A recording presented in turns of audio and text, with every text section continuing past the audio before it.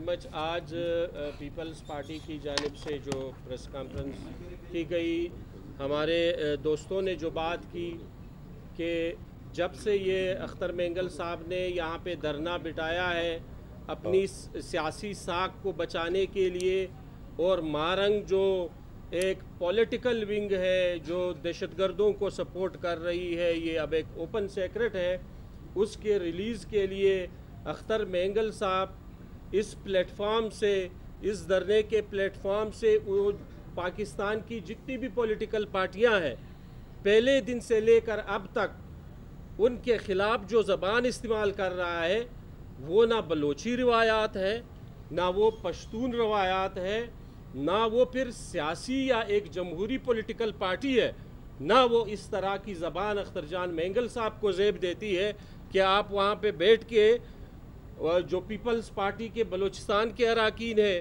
یا سندھ میں جو ہماری پیپلز پارٹی ہے اس کے خلاف اس طرح کی زبان آپ استعمال کریں کہ یہ پیپلز پارٹی کے جتنے بھی نمائندے ہیں یہ تو پیپلز پارٹی کے بھی نہیں ہے، اور آپ نے وہاں پہ لیبارٹری کھول رکھی ہے.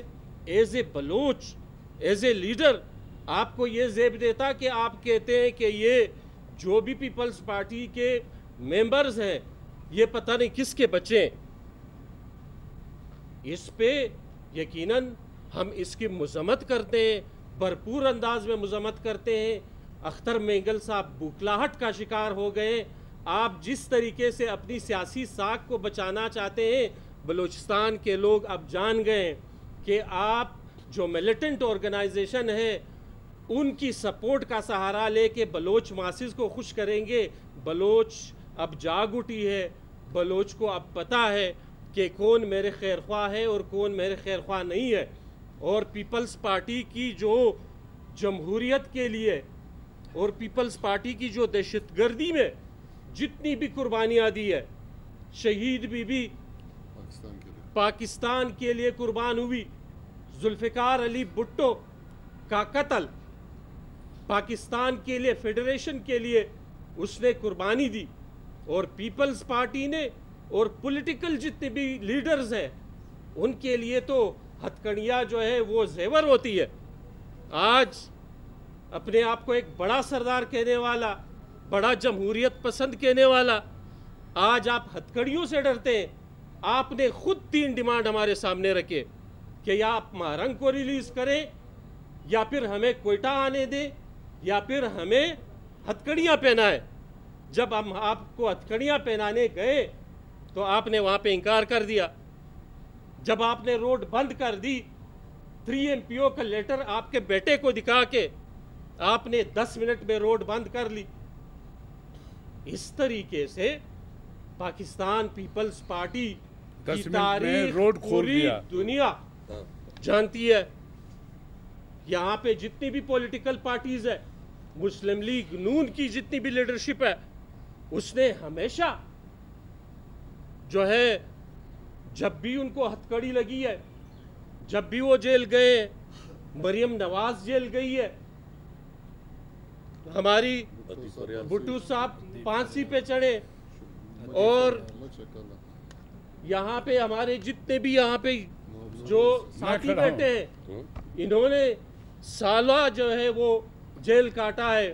اور میں یہاں پہ سردار اختر جان مینگل صاحب کو یہ بتاتا چلوں کہ آپ نے اس وقت دھرنا کیوں نہیں دیا جب عدید تالپور کو عمران خان کی حکومت میں جیل میں ڈالا گیا. اس وقت وہ بھی ایک بلوچ عورت تھی، وہ تو نہ کسی دہشت گرد کو سپورٹ کر رہی تھی، مہرنگ تو دہشت گردوں کو سپورٹ کر رہی ہے، ان کی ایک وائس بنی ہوئی ہے. یہاں بھی بیرون ملک بھی باہر ممالک وہ کس لیے جاتے ہیں BYC؟ وہاں جا کے پاکستان کے خلاف، پاکستان کے امیج کو خراب کرنے کے لیے وہ لوگ جاتے ہیں. اور پیپلز پارٹی موجودہ حکومت جس طریقے سے جتنی عزت و احترام سے ہم نے اختر مینگل صاحب کو انگیج کیا، آج تک کسی نے نہیں کیا. ہماری خواتین، ہماری بہنیں احترام کے ساتھ وہاں گئی. کہاں ہے بلوچی روایات؟ ان خواتین کا احترام کہاں ہے؟ کون سا پولیٹیکل کون سی پولیٹیکل پارٹی، کون سا بلوچ لیڈرشپ اس کے پاس نہیں گیا؟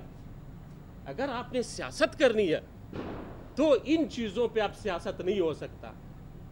ایک لائن کھینچی گئی ہے کہ زیرو ٹولرنس فار ٹیررزم، اور بلاول بھٹو زرداری نے ابھی جو گڑی خدا بخش میں کیٹاگوریکلی کہا، وہ ان سب کو چبھ رہا ہے کہ پاکستان پیپلز پارٹی نے پہلے دن سے جو ہے وہ مخالفت کی ہے، مذمت کی ہے، ڈٹ کے کھڑے ہوئے دہشت گردی کے خلاف۔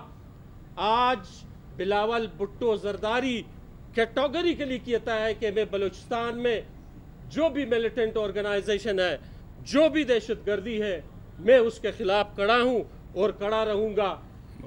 پورے پاکستان میں جو دہشت گردی ہے اس کے خلاف ہے اور میں کھڑا رہوں گا۔